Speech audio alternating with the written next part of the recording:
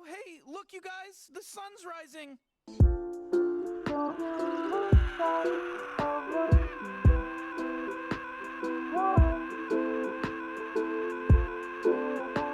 Welcome to the stream. My name is Andrew. We're actually about to interview a photojournalist that was on the ground. Chat, this is happening. We're doing it now. Yo, Mark. Hey, what's up, bro? Can you hear me, bro? Yeah, give me 1 second. Let me set my phrasing. It is time. Yeah, do your thing, bro. This is Mark Marra. He's a photojournalist. He's a good ass dude. Mark Marra, of course. Photojournalist, documentary photographer. Still doing freelance, independent work mostly. I'm still at university, so I'm not like super far in my career or anything. I was in the Marine Corps for 4 years. On my deployment to Afghanistan, I really started taking like photojournalistic documentary type photos. I moved to London to go to school out there. I go to the University of the Arts for their photojournalism program. I cover like protests. I do a lot of street photography as well. But my main sort of interests are like conflict, violence, whether that's on like a civil level in terms of protests or if it's on a global conflict sort of scale. Have you done any work outside the country? Not much besides either living in London or my stuff I did while I was in the military. I remember looking at your pictures during the Black Lives Matter stuff. I swear to God, I've seen your photos used in like CNN coverage of the Black Lives Matter protests. Like I've seen pictures of the Robert E. Lee statue, and I think there's an image being projected on it. And I was like, dude, that looks like something Mark would have taken. I know the one you're talking about. I didn't take that one, and I hope if they are using, they hit you up. Yeah. I haven't seen any of that, buddy. But yeah, seriously. But yeah, no.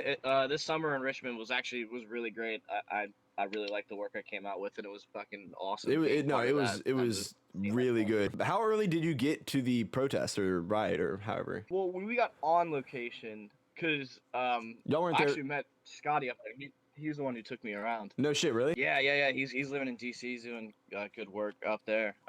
So he took me around for the BLM protest this summer, and I hit him up again once I came up.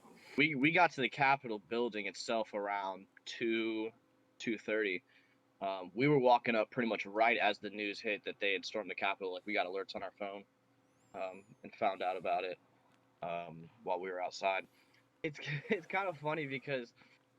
So like me, I'm a mixed guy, right? I'm a mixed. I was wondering, I was curious that's one of my questions. I look a little odd being in that crowd initially. My buddy Caden, he's the one who's working with Popular Front a lot and who was on their podcast. He came up with us. He was wearing M81 Woodland trousers, like the old camo trousers. He's trying to blend. And just like, he was blending. Nice. He had a buzz cut and everything. He was like, "Yeah, I got my racism haircut," you know. So you're familiar with what happened the night before, yeah? Roger Stone rally or whatever? Oh, what? No, I heard they were in the area. No, the night before, literally, like, so what led up to it, right? And which is like why I was so confused is the lack of police presence in the city. The night before, you have like Roger Stone, Alex Jones, you know what I'm talking about, the hit conspiracy theorists, like the best of the best, like. Absolutely, they had a rapper singing a Roger Stone Did Nothing Wrong song.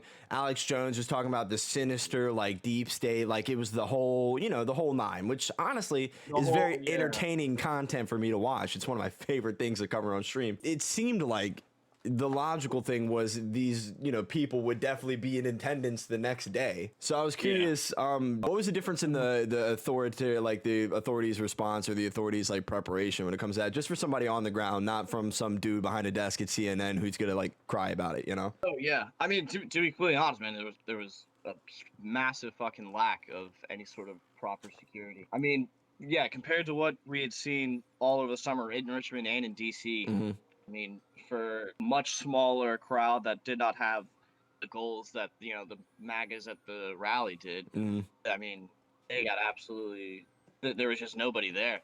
Like, they had a couple barricades, and this is just sort of the general Capitol grounds on the west side where I was.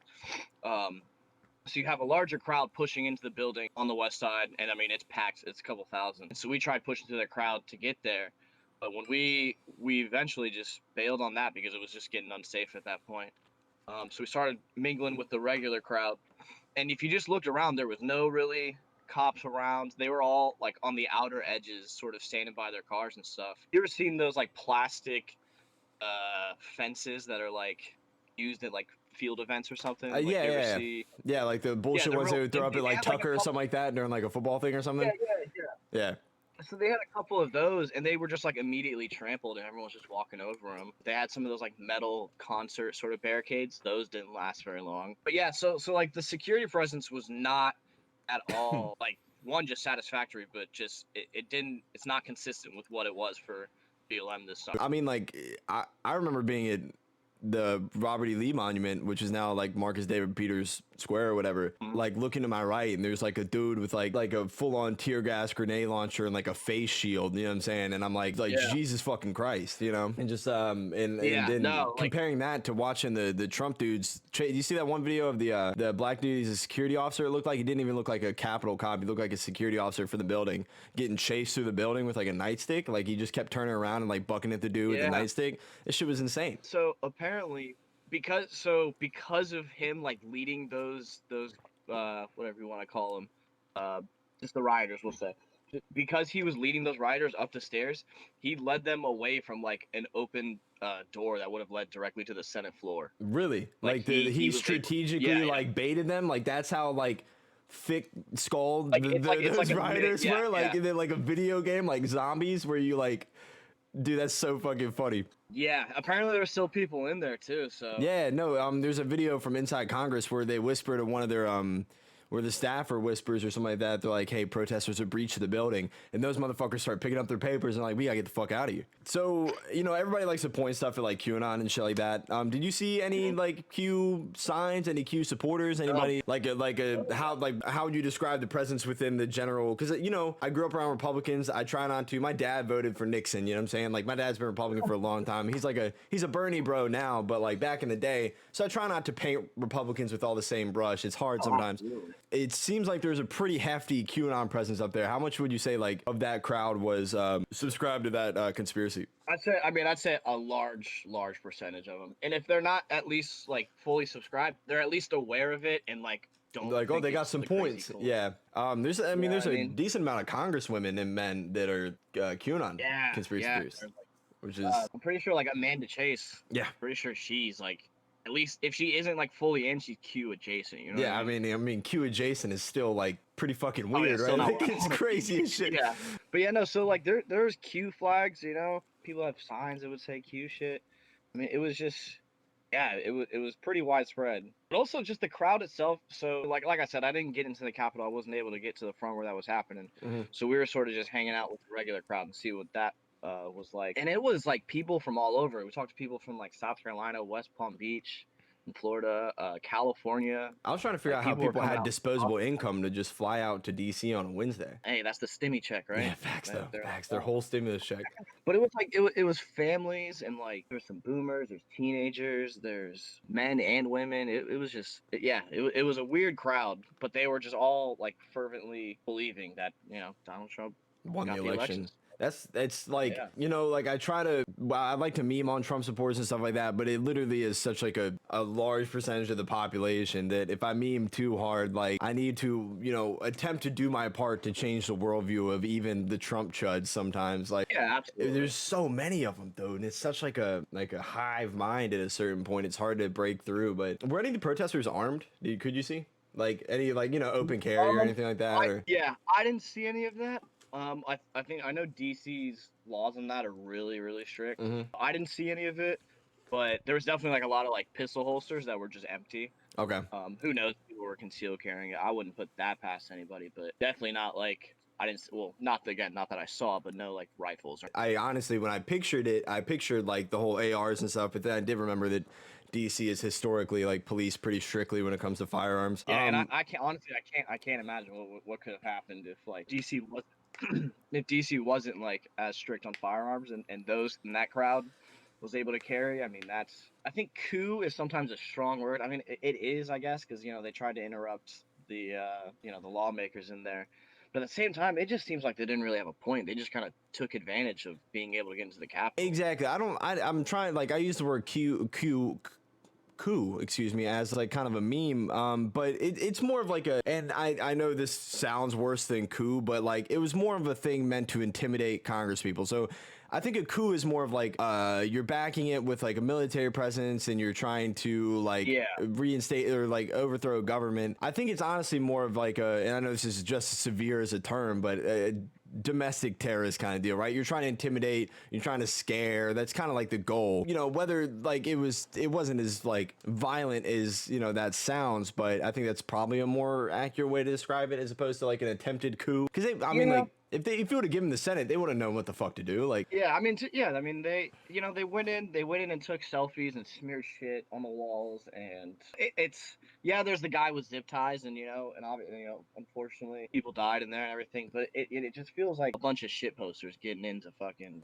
the Capitol. Like Twitch chat. Like if Twitch chat had a rally, it would be you guys. It'd be disgusting. Did you see you being a member of the press in a way, right? Not like, you know, like CNN press or anything.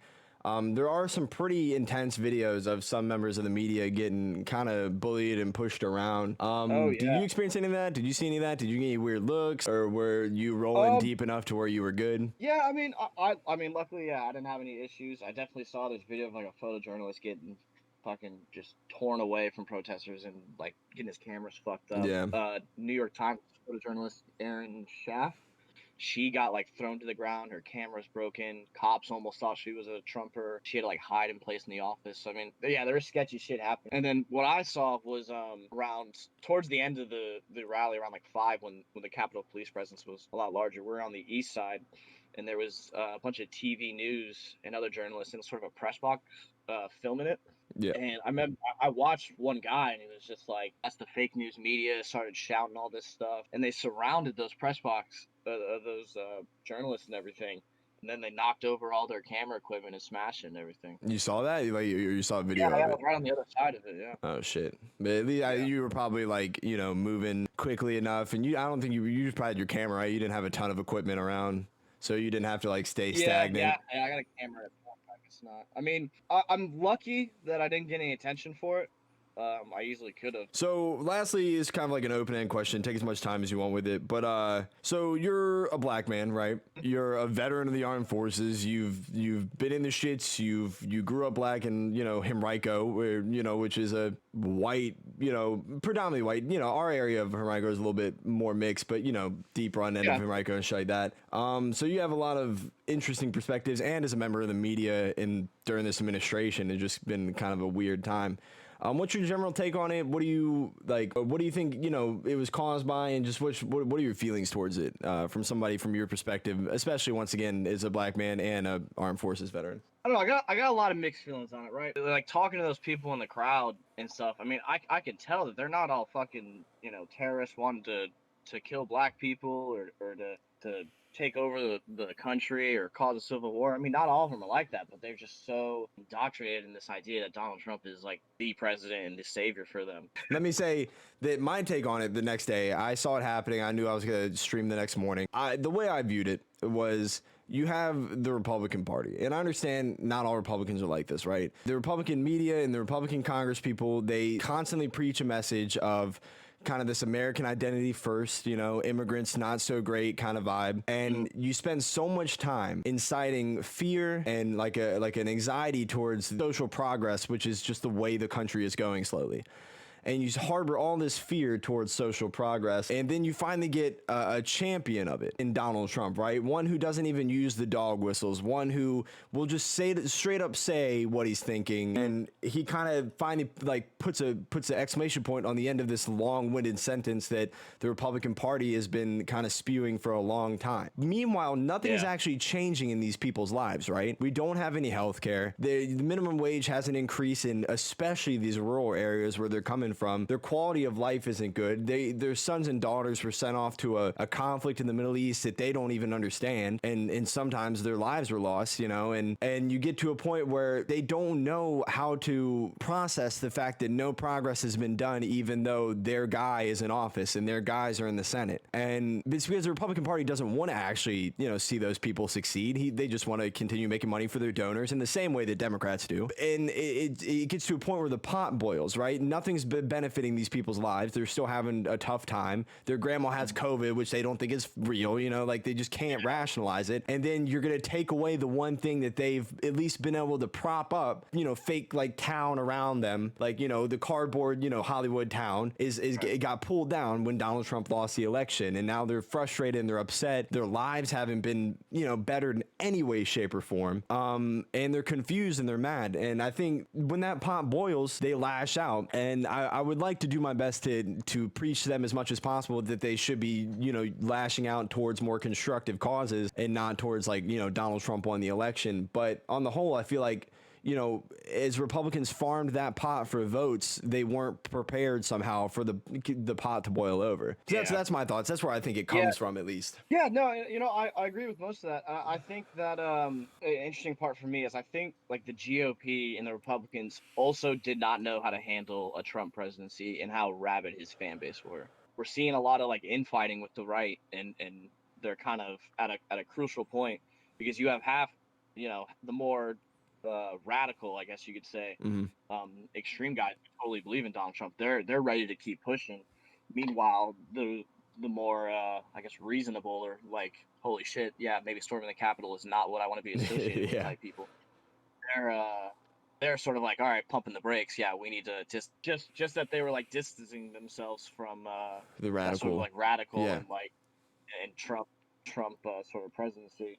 So I think what's going to be interesting for me to see is like how much do they distance themselves from that, from what they were saying for the past 4 years, for what's sort of been the right's topics and rhetoric for the past 4 years. Are they going to go back to like a more mid 2000s conservatism? Like, is this or are they going to own, or the flip side is that they're going to try to own the radicalism as much as they can? I'm honestly, we talk about that pretty often on stream. It's like, where does the Republican Party go for here? Because the left is always famous for infighting, right? Because like leftist politicians like, you know, Bernie, AOC, those motherfuckers, like they inherently really hate Democrats, like because Democrats hate them, you know, like Democrats don't want to lose the money and the power that they have, and that's what, you know, the left is about like taking some of the money and power out of politics and giving it more to the working class. So as somebody that's in a party, not in a party, but in a political ideology that is constantly at war with itself, being a leftist versus Democrats, it's really interesting to watch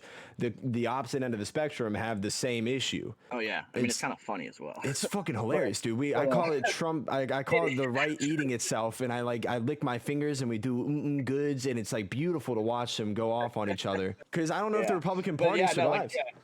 No, that you know, that's the thing. I could see it becoming like a more like Lincoln Project type thing, and then you have like a more radical sort of party coming from it. So progressives all this past couple of years have been farming up their influence, have been using this to kind of promote their message. The only reason Democrats won in Georgia is because they were, even John Ossoff, who used to be not progressive at all, right, was spouting these progressive mantras. And I think the Democratic Party is starting to see that. So I think as the right it shrinks more and more, I mean, America's always behind, right? Like our right isn't right on any other country spectrum. Like our right is like far right as fuck, and our left is middle right. So I think we're starting to see that the right die out, but we're always behind, right? We're always, you know, we're one of the last people to give women the right to vote. We're one of the last people to, like, you know, not have fucking slavery in the country. Like we're always late to the game. So I think what we're seeing now is this historic thing where it's like the beginning of just the political spectrum of America is shifting more to the left, and we'll see what Democrats can do. You know, something tells me that nothing's gonna get done because they don't want to get anything done. They got everything they wanted. Have you heard of this? I don't know what stage it's in. I've just honestly read the headline. I haven't read the full article yet, but just Joe Biden was talking about putting forward like a new bill or legislation or restrictions for like domestic terrorism, specifically focused on like the far right and militias and whatnot. Yes, I like a lot of people have been calling for watching, you know, white nationalists in the far right, and like that is where a growing threat is. But honestly, like the way it's been talking about, it just sounds like Patriot Act 2.0. Patriot Act 2 electric boogaloo, baby. Yeah, I read that article too, man. That shit, it's gonna be weird, dude. You know, it's so I think that's gonna be the new boogeyman, is the alt-right. Patriot Act 2 sounds scary as fuck as a content creator, to be real with you. But dude, I appreciate you coming on. Where can people find you? Let me spam your links. Can you type your links in the Discord chat real quick? Yeah, absolutely. So Instagram, it's Mark Marra _. That's my username. That's the same on Twitter, although I try to stay off Twitter. It's absolute cancer. So. Yeah, unfortunately, I'm But, stuck on Twitter. Yeah, so occasionally I'll shit post on there. And then, yeah, aside from Instagram, I just have my website, which is just my name.com. All right, let me spam those links in my chat, dude. I really appreciate you coming by. And like, it's cool to have a buddy in the business because as things pop off and as I continue to get deeper into this platform and as you continue to get more into your craft, I look forward to working with you in the future, man. It's been a pleasure. Yeah, no, absolutely, man. I appreciate you having me, man. It's been good talking and seeing dudes from the local area fucking do cool shit. Yeah, doing well, dude. Doing well. You as well, man. It's fucking cool as shit to see. Yeah, absolutely, dude. All right, bro. Fucking had a blast. You take it easy, bro. All right, man. Yeah, you too. All right, ladies and gentlemen, that was Mark Marra, our photojournalist on the round, dude. That's so cool, man.